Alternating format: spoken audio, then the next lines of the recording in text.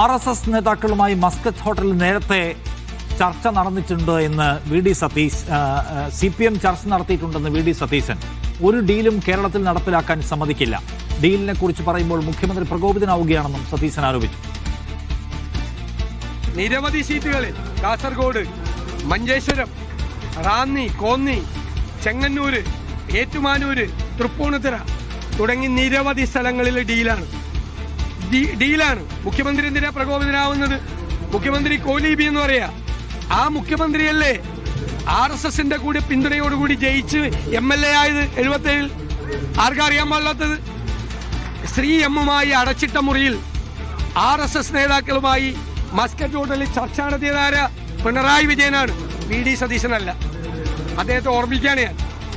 Muscat ഹോട്ടലിൽ ശ്രീ എമ്മിന്റെ മധ്യസ്ഥതയിൽ RSS നേതാക്കളുമായി രഹസ്യമായി ചർച്ച നടത്തിയത് പിണറായി വിജയനാണ്.